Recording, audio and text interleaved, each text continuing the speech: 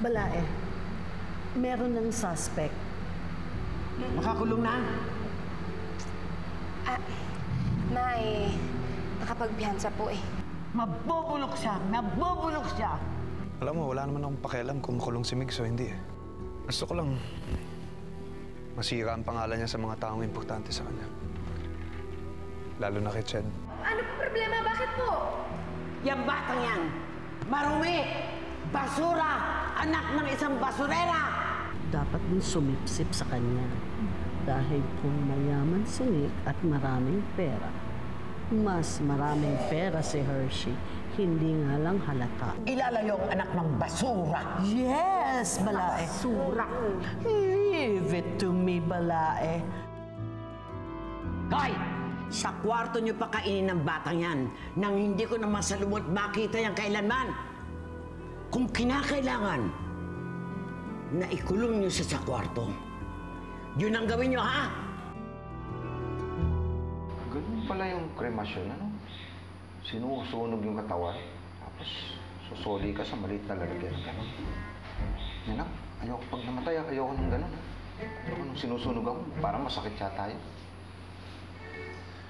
Cremation, hindi kremasyon. Cremation. Cremation. At saka ano bang mararamdaman mo doon? Eh, patay ka na nga. Ay, kahit na. Hindi, ayoko ng ganun. Eh, gusto ko yung binabaon sa lupa, yung dinadalaw ako doon sa libingan ko, ganun. Huwag kang mag-alala, Carling. Dahil kahit gustuhin mo, hindi natin kaya ang cremation dahil mahal. Ah, ganun ba? Oo. Sandali nga, sandali. Tay, huwag niyo nga munang problemahin yan. Dahil mahaba-haba pa huwag buhay niyo. Ha? Ang pinaproblema ko ngayon, si Trudis. Kamusta naman kaya ilagay niya dun sa bahay? Eh, nandun ngayon yung lola niya. Oo. Suplada nun. Bakit? Ganun ba kagalit yung lola ni Trudis doon kay Magda? Alam mo, ngayon ko lang naiintindihan kung bakit galit na galit si Magda kay Trudis. Kasi hindi pala siya pinangatawanan ni, ni Sir Nick eh. Hindi siya pinakasalan eh. Kawawa naman si Trudis. Kung pwede lang kasi kunin ko na siya doon eh. Bakit nga ba hindi? Oo. Eh, wala na naman si Nick eh. Wala nang dahilan para manatili siya sa lugar na yun, ano? Tingin niyo? Tingin niyo, Nay, pwede? Aba, uy, subukan natin. Eh, total, wala na nga si Nick. Wala na mag-aalaga sa kanya. Kaya sa tingin ko kung ako lang naman, mas maganda nga yatang kunin niya na si Trudis.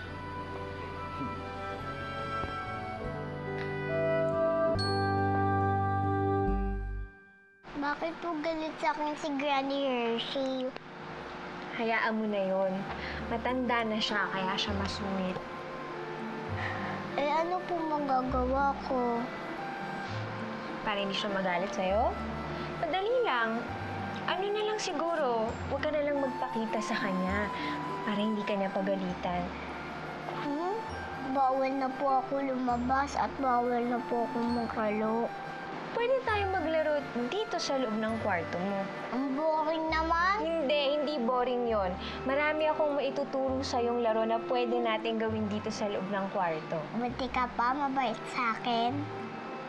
Siyempre naman. Basta tayo, magkakampi tayo. Okay? Sige.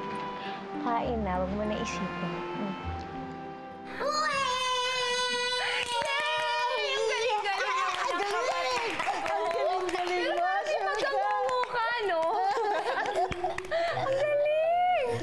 Nagustuhan niyo ba, Balae?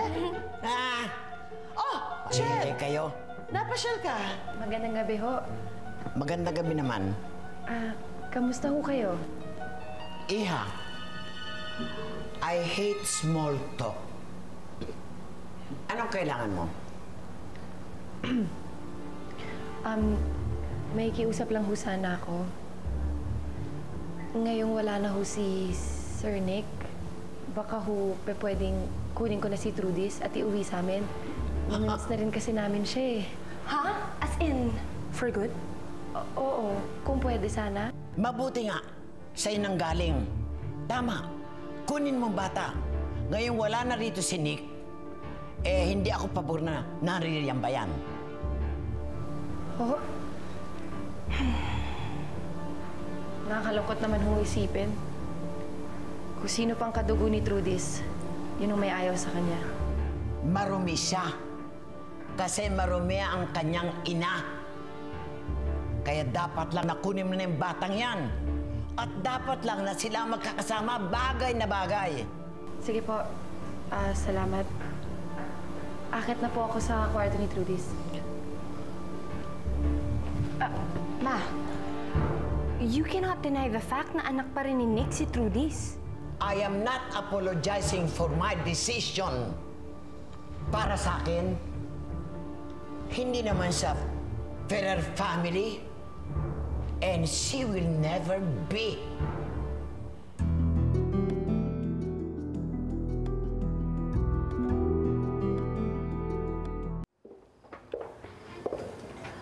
Oh, Ched.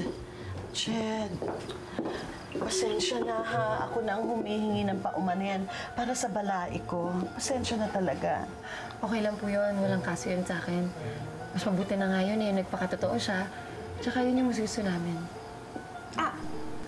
Paano yan natutulog na si Trudis? Paano mo siya yung uwi? Kung okay lang sa inyo, bukas ko na lang siya kukunin. Babalik na lang ako bukas para sunduin siya. Okay.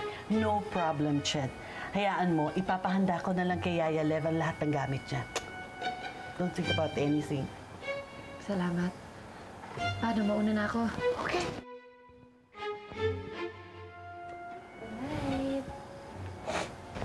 Sige, Ched. Good night. Bye-bye. Ingat, ha?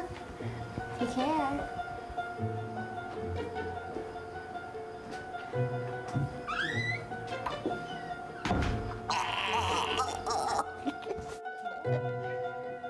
Plastic natin, ha?